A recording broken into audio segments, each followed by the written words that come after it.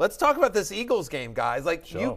first off, not only was the over-under 46 fairly low, but a lot of people were betting the under on BetMGM. BetMGM's happy because they won a bunch of people's money. And because people weren't listening to Jay Crouch, who said, not only take the over here, but start whatever players you can in this game, and paid off in a big way. Yeah, I think the reason people started betting the under was that there was expected to be some weather in Philadelphia. Just when you're betting based on weather, make sure the weather's going to come. Because right, it didn't have really a good come. weatherman. Yeah, exactly. Make sure you're a big meteorology guy.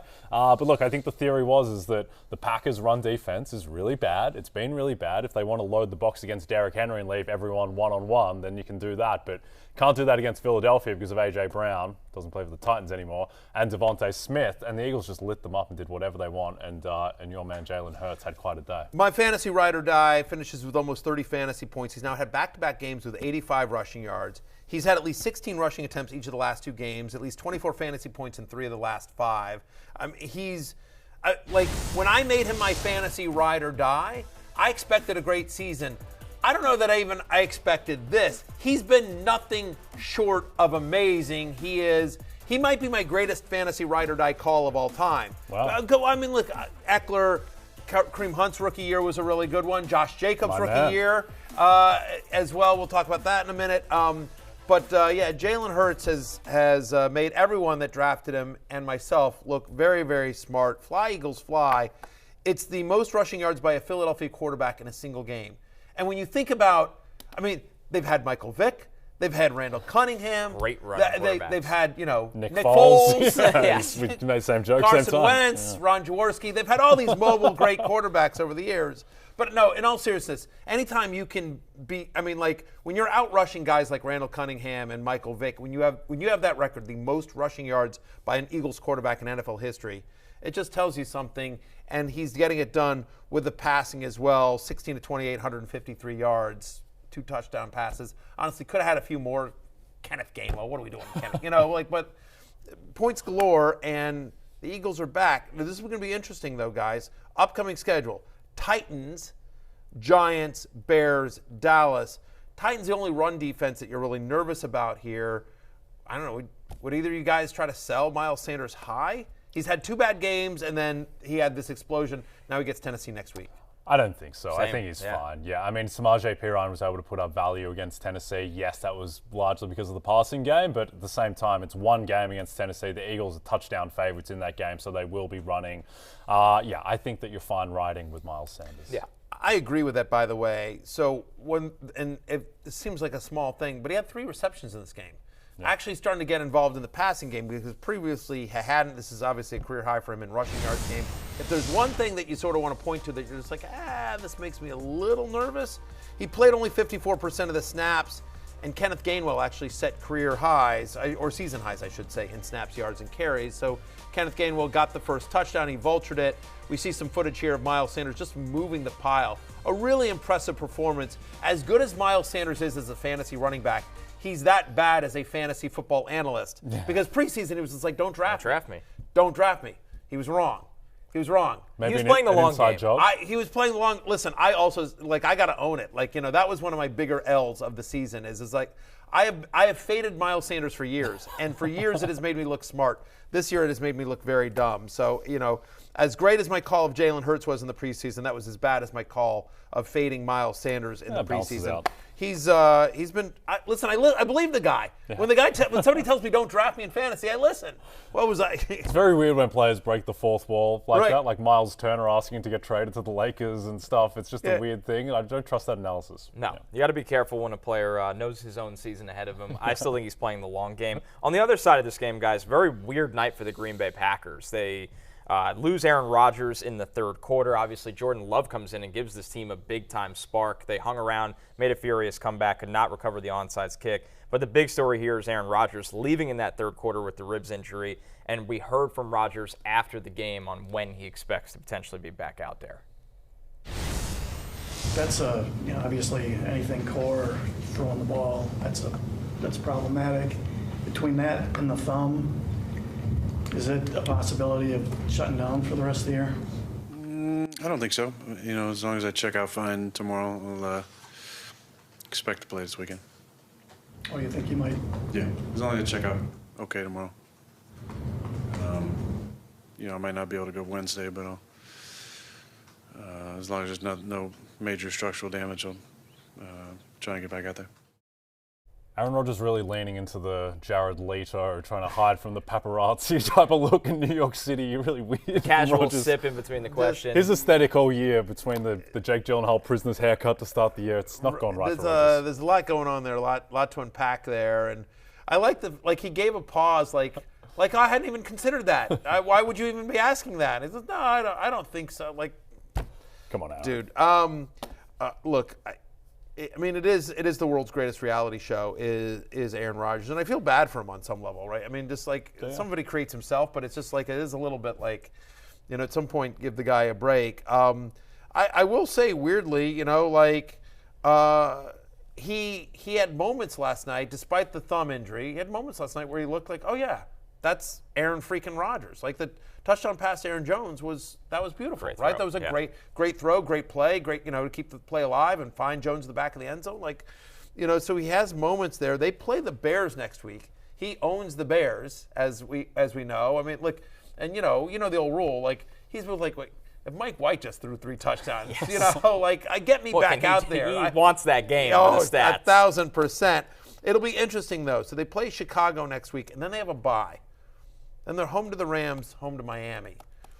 I wonder after the bye, that'll be the interesting thing, is after the bye, could you say, like, especially if they lose the Bears, I mean, I think it's definitely over. If they big conversation to sort of see where they are playoff picture-wise after the Bears game, because you could sit there and you say, like, listen, not our year. Aaron, why don't you sit, get healthy, and let us get some reps from Jordan Love the rest of the way. Absolutely, and Aaron Rodgers, this guy is making $50 million next year. He's that contract is there to stay in Green Bay. So if this season is over for the team and he's playing through something as serious as a fractured thumb, what is the benefit of him playing after the bye? Yeah, I don't think Aaron Rodgers wants to play meaningless games against Bryce Perkins after the bye when they're 4-9. Like I think he just wants to get down to Peru and have another ayahuasca trip with the fellas. Right. I think, but the good thing is that Jordan Love, he looked much better than the last time we saw him, and he might be able to provide value still for Christian Watson, Al Lazard, those type of guys. And I think that's the key, because I think I think that was weirdly a good thing, right? It's just that we saw Jordan Love look competent and run the offense because he's had so little rep time. I think there'd be if Rodgers had finished the game and then the news had come out like he's shutting it down for the rest of the year, we'd have been like, oh man, like so much for our Christian Watson and Alan Lazard shares, and who knows, they're going to stack the box against Jones and Dillon, and this is going to be a disaster. But he honestly, he looked good. He got them to a touchdown. He found Christian Watson. He looked like a professional quarterback running the offense, and you heard Mike Tirico and Cris Collinsworth talk about the fact that, like, they, as the Packers organization, they discussed Jordan Love and how they feel much better about where he is developmentally in terms of, his comfort level with the offense and the reps that he's gotten in the preseason and during practice. So I think if Rodgers gets shut down, it's a much bigger NFL story than fantasy story, and you can talk about what it means for the betting market here. But, I mean, Aaron Rodgers was QB 28 in this game. Like, he was on the hate list coming into the week. Like, he didn't do anything. Under 10 fantasy points now. I don't know how super relevant Aaron Rodgers is. He'd had 2 good games. In fairness, he'd come off back-to-back 19-point games. But, like... Yeah. Last year when Rodgers got ruled out against the Chiefs and it was Jordan Love, it was a touchdown. The line moved. It's not going to move a touchdown this time. No. It might be 4 or 5 points. We'll see. Man, and a quarterback class that does include Joe Burrow, Tua, Herbert, Jalen Hurts. Everybody's waiting on Jordan Love. Just insane. Not a lot of quarterback classes like that. Wow. So we'll see if we get to see Jordan Love join that group. Let's move on to Josh Jacobs just having an insane day. An insane day against Seattle. And by the way, credit to our Australian fan, who our friend here, fan and friend. He's both. Who, in order to honor Josh Jacobs, came in with a jersey number that's 6 numbers off. Yes, well, I don't have a Josh Jacobs t-shirt jersey. I do have a Bo Jackson one, though, and Josh Jacobs was running like Bo Jackson. I'm a little too young to remember Bo in the flesh in his heyday, but I believe that's how Bo Jackson used to run. Nobody is more equipped to jump on a bandwagon at any moment 1,000%. And our Australian fan. He is. Yes, he is a fan. We have one Australian fan, and it's Jay. It's wildly impressive. This is the beauty of being Australian and being a betting man, is that you get to jump on the bandwagon of every bet. I've got a Josh Jacobs rushing title pick, and look, I was very excited to see what he did yesterday. Like most of America, I didn't really get to see the end of it because everything flipped over. Furiously texting friends, where is the game? Why is 60 Minutes on? Why am I learning about breakthroughs in modern medicine? I need to find out if my Seattle moneyline bet is going to get home. But yeah, Jacobs was the story, and the Seattle defense just had nothing for him. It's crazy to think about. This is a guy who showed up on the injury report on Friday after being healthy all week, was listed as questionable coming into the game. They actually didn't want him to play overtime. They were like, because he just had a massive workload in this one, 39 touches. The dude had 39 touches in this game. Could have managed that cough. This is how magical Josh Jacobs' day was. 303 total yards of offense all by himself. That is more yards of offense just by Josh Jacobs than the Rams, Texans, Broncos, Saints, Bears, and Giants had this week. More yardage than 6 different NFL teams combined in this game. It's his 4th different game with 30 or more fantasy points. Just 48.3 fantasy points. He obviously finishes as RB1. I thought my bold prediction on Fantasy Football pregame was that Ken Walker would finish as the #1 running back in fantasy. He had a nice game, 2 touchdowns. He won Josh Jacobs yesterday there, as you see how the running back leaders fall in there. Ken Walker doesn't even make the top 10 because people just had monster games. We'll get into some of these as the show progresses, but unbelievable performance. Miles Sanders had a monster game, and he was 17.3 points worse than Josh Jacobs. Josh Jacobs has been the best running back in football this year. He's got the highest PFF grade now. He's 111 rushing yards clear of the field for the rushing title, lapping Derrick Henry. It's not like he's got a great offensive line in front of him either. No, to prove that point, he averaged 5 yards after contact per carry. Unbelievable. This is a guy who the Raiders did not pick up the 5th-year option on. Coming into the season. The Hall of Fame game. We say it every time. It's unbelievable.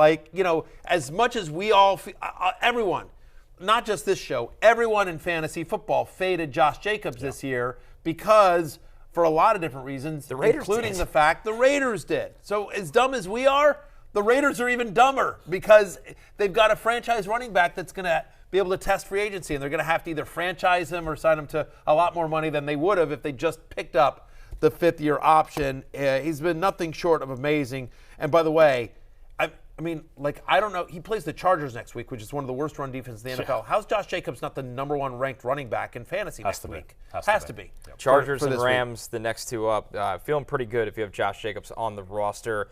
Looking elsewhere. Just literally putting teams on his back, fantasy teams on his back. And I just want to take one moment here. Okay. I'm just going to take a moment. I'm going to take a moment. Because I would like, people that have watched me over the years, that have watched this show, that have listened to me, they know that I love to bitch about stuff, right? I complain and everything like that. And usually, and this happens every single week of my life, teams go off, why did this guy go off? Oh, because he's playing against me in 4 leagues. Of course he went off. I'm in 16 leagues, guys. I'm in 16 leagues. I didn't play against Josh Jacobs in any of them.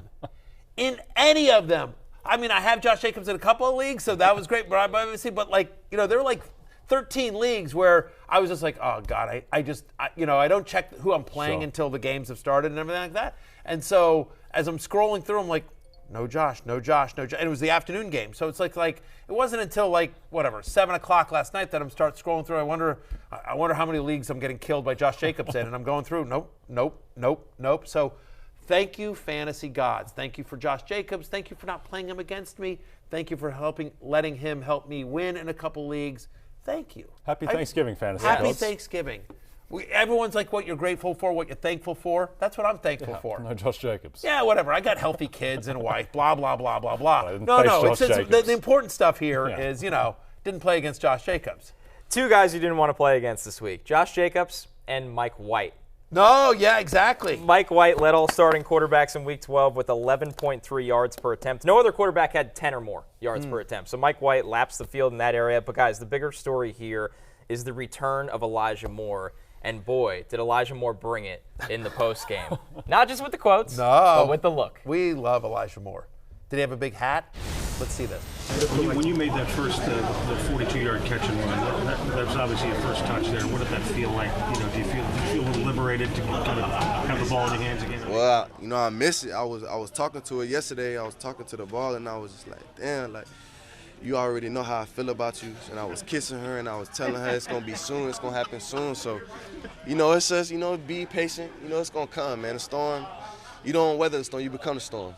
So. I'm just thankful, I can't thank God enough, man. So the ball responded? Oh, yeah, she told me she loved me and she wanted to get back to it. Yeah. There's a lot to unpack there. First off, Elijah Moore assigning a gender to a football. Yes. Right? Yes. Kissing her. Kissing her. Glad he didn't go further.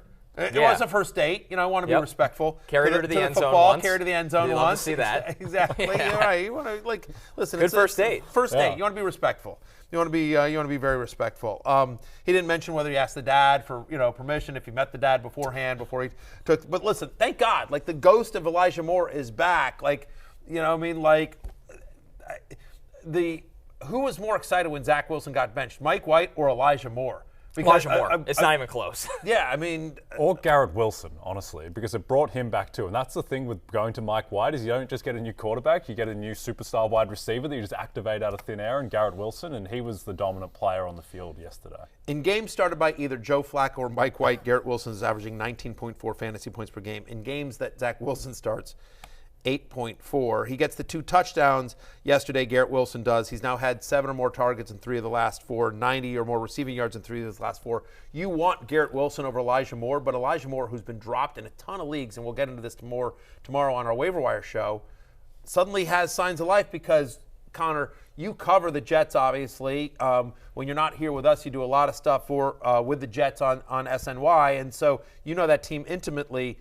Is there any chance they don't go back to Mike White this week? No, he's playing. He's starting. I think it's the rest of the year, personally. And I know he's got his Minnesota and Buffalo the next 2 weeks. It's a lot tougher than whatever is left of the Bears defense, who's dealing with a lot of talent problems, a lot of injury problems. But no, I think this is Mike White's job to lose right now. And honestly, with these playmakers, here's the thing I take away, guys. Garrett Wilson, 2 touchdowns from Joe Flacco in week 2, 2 touchdowns from Mike White. Garrett Wilson, in my opinion, is a star with anyone not named Zach Wilson. I agree. Right I think the thing as well with Wilson's game is that Mike White, he doesn't need to be Patrick Mahomes or Josh Allen. Just get it to him on a slant. Just make the easy stuff, and then he can do so much after the catch. Well, that's what Saleh said, right? He makes the easy look easy, which is important. It's weird. There was a lot of debate going on in the Football Night in America watch room where we all watch the games together. And, because Chris Sims made this argument, I actually think he's right, which is that, you probably should have started Zach Wilson. If you wanted to salvage Zach Wilson, who's the number 2 overall pick for the Jets, you should have given him this game just because, Zach Wilson has not played well, but he's also had a brutal stretch of defenses that he's faced. He's had to face the Patriots twice. He went 5-2. Maybe it wasn't always pretty. Maybe it wasn't. Maybe it was in spite of him. But he went 5-2, and being a young quarterback and losing to the Patriots and Bill Belichick is something that a lot of very successful quarterbacks have had happen to them. And so the question here becomes, if you want to salvage Zach Wilson's career, you probably should have started him against the Bears and give him sort of an easy layup and let him win, because now Mike White comes out, has this monster game. The fan base is all behind Mike White. I don't know, maybe you can talk to the locker room, but I just feel like, to me, it feels like Zach Wilson's, despite whatever they say, if Zach Wilson's ever going to have success in the NFL, it's not going to be with the Jets. He has to get a change of scenery. By doing this, by making him a healthy scratch, and Mike White having the kind of game he did, Zach Wilson's done. Yeah, I That's think it's the key. a quarterback competition for next preseason, potentially. That's Zach Wilson's best outcome at this point. And Mike White, how real do you think this is? Or do you think that's a product of the Bears being already a bad defense and then losing multiple guys on top of that? Not to mention Justin Fields. Remember, it was Trevor Siemian, and then pregame we got some weird news that it was going to be Nathan Peterman. We talked about this. The line all of a sudden moved to -7.5. Yep.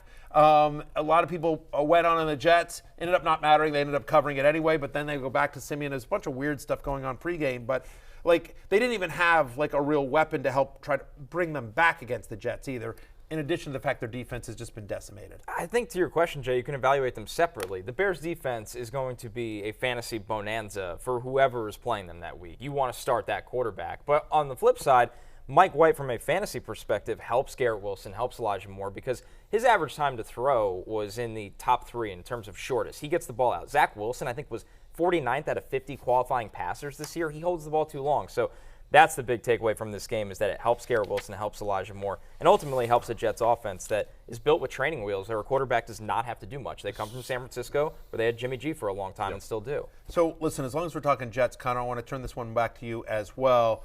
The Jets' backfield, because they've run whether it was Breece Hall or Michael Carter, they have run the ball effectively so far this year, but James Robinson, a healthy scratch going into this game. Michael Carter gets injured. We see Ty Johnson with a really impressive touchdown. How do you it doesn't sound great for Michael Carter. How do you look at this backfield moving forward? We'll talk more about this on the Waiver Wire show, but tomorrow, just having been around the team and going to all the practices, how do you see this backfield? A mess of a backfield. Michael Carter hurt in this game, like you said. That's probably going to be a long-term kind of thing. I don't think he's going to be back next week. James Robinson, I think he's been dealing with a sore knee, and they're just not being very public about it. Bam Knight was the surprising one for me, an undrafted free agent out of NC State. Gets a lot of carries in this game, so I think it's going to be the Bam Knight, Ty Johnson split carry workload going forward until those guys are healthy. Because I don't think you're with us tomorrow. You got another gig. Where should fantasy managers look if they have to pick one? You don't want to invest too much into the Jets backfield. Yeah. So, but listen, there's going to be a lot of teams on bye next week, so you may need a running back. If you had to pick one, Ty Johnson or Bam Knight, where are you going? I would go with Bam, especially if you're in PPR. Soft hands, big-bodied runner. They think he's their in-between-the-tackles kind of guy. They want to get him involved in the red zone as well, and he's just going to get more carries than Ty Johnson because you could keep him on the field in third down. So it would be Bam Knight for me. I like the call here. By the way, let's be clear about we like Ty Johnson, but he's had opportunities with the Jets before, and they've always gone to whoever else was there. Yes, every time. For whatever reason. It was an impressive touchdown. It was that was an impressive, run after contacting to get into the end zone. But Bam Knight over Ty Johnson, that is where the happy hour lands as well. All right, moving on to the Jacksonville Jaguars. Shocking Swagwars, win over my the Ravens. Swagwars. Your swag, Matthew Berry's Swagwars. I love the Swagwars. He's America's hated team. them. Right, exactly. Might get back on him, actually. You might get back on him again. Jeez, Trevor Lawrence look good. The When good are we back? news, like Elijah Moore's football. It'd be great if, just in the middle of the show, Jason just took off his Bo And Jackson had and had Trevor Lawrence, Trevor Lawrence, jersey. I do like Trevor. Yeah. I'm not actually convinced that he doesn't have that plan right now. You have no idea. Or you could dress like the Jaguars mascot, if anybody got to see that yesterday. That was peculiar. Yes, That was very strange odd. one. But you do what you got to do to get people The to other games. day, seeing you in a Saudi Arabia soccer kit, that was a bit much. Come on. I was just like, what? Good God, what are we doing? It's getting out of control. It is We getting need out to of have an control. intervention with You're you. We won't do bandwagoning. it on the show. We will do it off the air. Thank you. To be God, polite. Exactly. Trevor Lawrence, All right. really heating up. A really good couple Dude. game stretch here.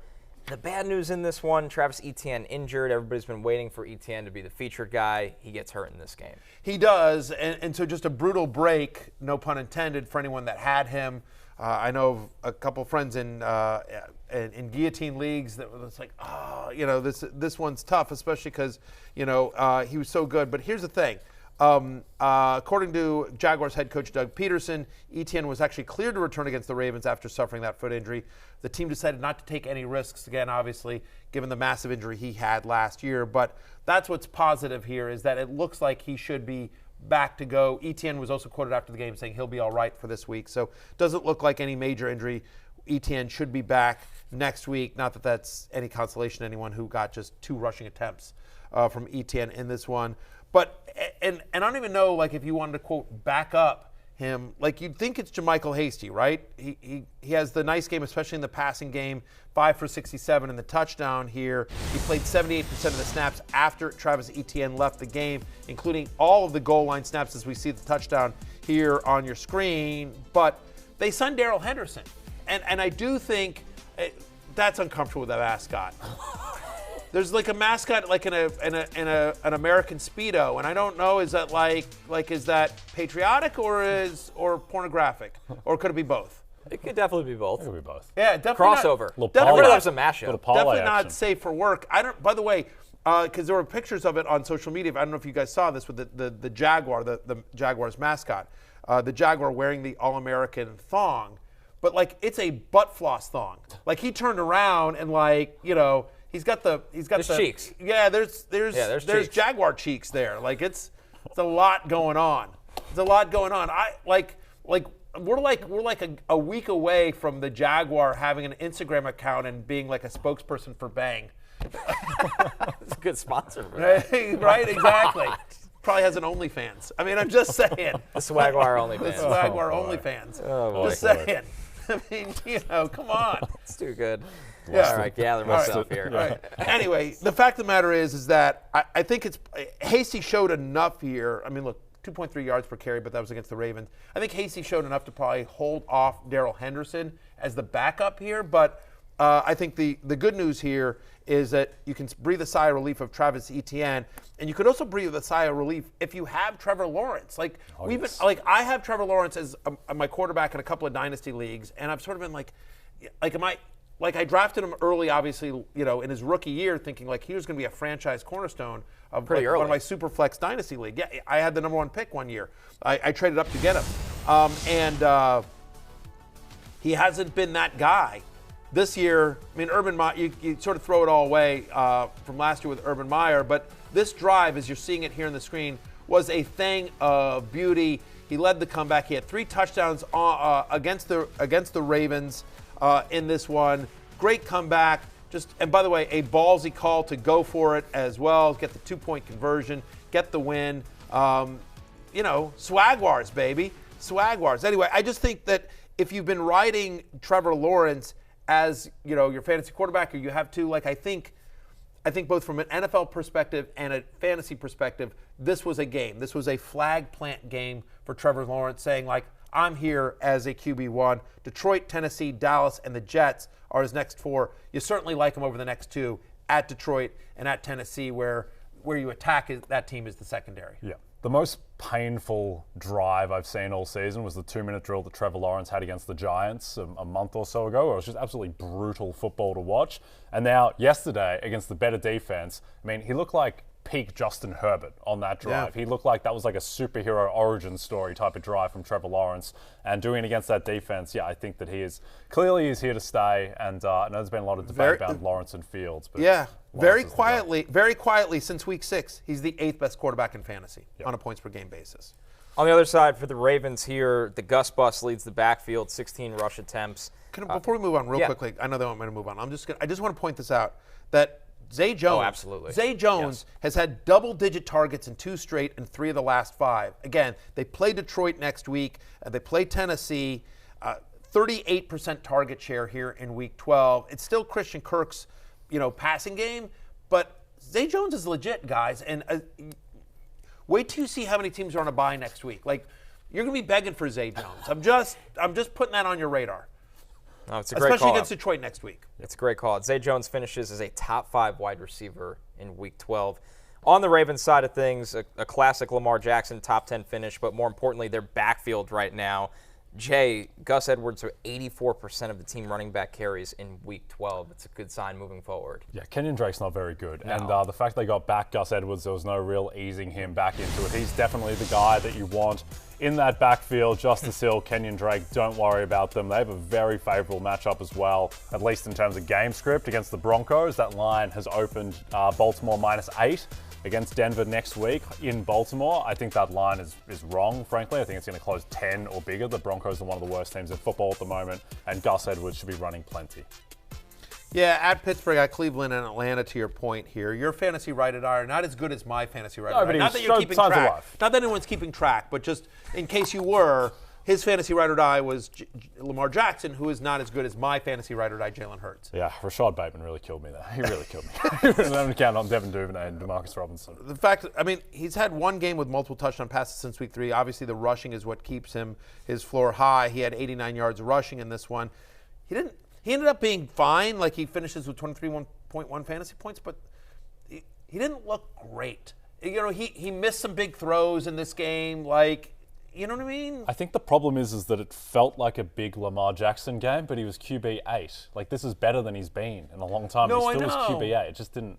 Yeah, I just didn't really deliver. I don't know that there's much you can take away from this. I mean, you're still going to roll him out there, but you gotta start him. maybe lower expectations here. It is the return of the Gus Bus. We weren't sure how, on Fantasy Football pregame, how this would play out. How much Kenyon Drake would there be? We did say that we liked Gus Edwards to get into the end zone for a touchdown if you had to start one of these running backs. Hopefully you could avoid it and sort of see how it plays out. I mean, he still finishes as running back 31. That's the problem. No passing game usage for Gus Edwards here, but he got 84% of the team's running back carries in Week 12.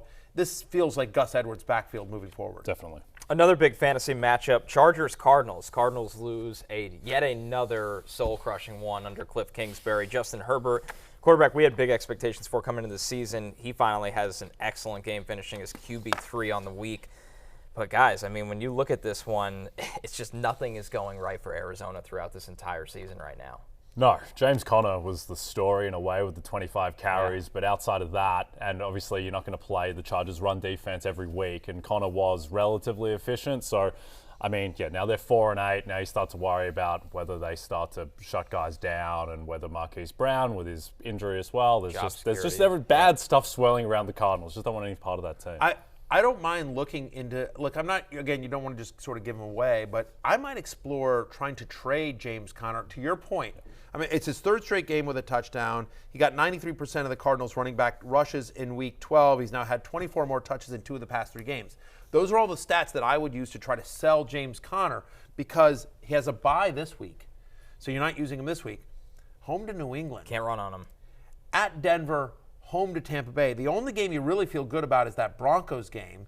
And so because those are all pretty good run, the bye and then the Patriots and the Bucs, I think, will both be pretty good run defenses here. Again, you start worrying about shutting guys down. James Conner's on a long-term deal. He has nothing to sort of prove. He's got a multi-year deal here. And so, and there's going to be a lot of 4-7. You're already seeing Kyler, mouth off a little bit to the media. He's angry. I mean, not Glorious. mouth off. Like, no. But he's frustrated is what I mean. Kyler Murray's frustrations are boiling over. And so there's already rumors circulating about Cliff Kingsbury job security. Those are probably only going to intensify, especially if they lose to the Patriots out of the bye, which I would think there's a decent chance that happens. So I don't mind exploring, seeing what hey, especially given James Conner's injury histories, I might try to while there's still a positive message here. The positives are is that hey, Marquise Brown came back, played a lot of snaps, looked like Hollywood Brown, and Hopkins was Hopkins. So both those things were positives for the Cardinals. Last one here before we get to break. The Niners take down the Saints in a low-scoring affair, but Christian McCaffrey, the usage kind of low right now. It just feels like they're being very careful with Christian McCaffrey. He's had fewer than 16 touches in each of the last 2 games, right? Since joining the Niners, he's averaging under 12 carries a game. Now, obviously, he has a big role in the passing game, but he's had under 40 rushing yards in 3 straight, and in this one, just 4 receptions. So, yeah, there's a little bit of a concern. I don't know that there's a takeaway, though, because you're still starting Chris McCaffrey. I think the issue, though, is that, and by the way, it feels like they want to protect Chris McCaffrey, but Elijah Mitchell gets hurt in this one. We'll know more, but this is Kyle Shanahan saying, quote, "We'll see how Elijah goes. Most likely Elijah will be out a little bit, and that will give opportunities for those guys," meaning those other guys here. Jordan Mason was active, had 5 for 25 after Mitchell's injury, but I think he plays special teams, and so we could see Tyrion Davis-Price, who was inactive but got run the last time Mitchell was out. Maybe he gets activated. Maybe they go back to more McCaffrey here. You're still starting him, but I think the concern is that when you draft Chris McCaffrey where you do, which is the first or second player overall, it's because this is a guy who can have like 30, 35. He can have Josh Jacobs-like games where you're just like, yep, doesn't matter what else I did or you did. I had CMC and I'm winning this week. Yeah. And he's not that guy. He's still an RB1, but he's not that I'm going to just beat you, The Miami game will be very instructive because I think it's a lot easier to justify giving carries to Elijah Mitchell over Christian McCaffrey than it is Tyrion Davis-Price. So you would expect that McCaffrey should see an increased workload. Jay, on the Saints side of things, Alvin Kamara, it's been a tough year for Alvin Kamara, but this stretch is somehow even worse as he finishes with only 7 fantasy points, RB39 on the week. We get Jameis Winston in at quarterback for New Orleans, please. At some Love of point, God, you would this think. is ridiculous. Shut out by the 49ers. They did have a lot of opportunities to score, but just kept on shooting themselves two in the fumbles foot. for There Kamara. is talent on this offense, and it just hasn't lived up to expectations. And Kamara is suffering as a result, and he's obviously contributed to that suffering too. Matthew had him. I think you had him 19th or 20th in your rankings this week, and I think that's kind of where he's going to be, right? No, I mean, like I think 19th, 20th, first, something like that before the Thanksgiving games. Like as low as I've ever ranked Alvin Kamara, he actually made the hate list this week, and I didn't hate him enough. He winds up as running back 39.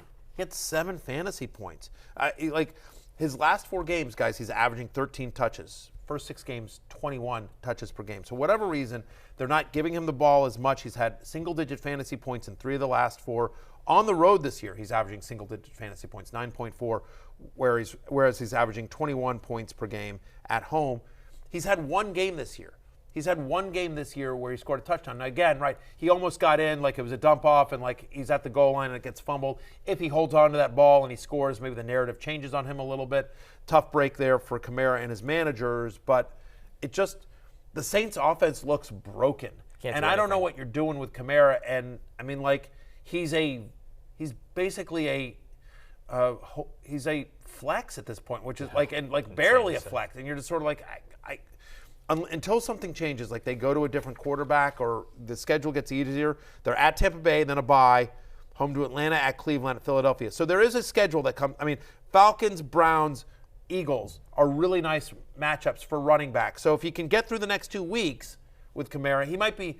Here's what Kamara is. Kamara's a good buy low if you know you're making the playoffs. Yep. Because I don't think he's going to be usable the next 2 weeks. But there's a nice 3-game stretch when he comes out of the bye that you feel pretty good about. Hey, it's Matthew Berry from NBC Sports and Rotoworld.com. Just want to thank you so much for watching what you just watched, or at least being too lazy to click out of it after the autoplay just kept it going. So either way, thank you so much for just letting it scroll by your screen. And now I'd like to ask you respectfully, please subscribe to the NFL on NBC YouTube channel for the latest NFL news, fantasy headlines from Rotoworld, and betting analysis from NBC Sports Edge.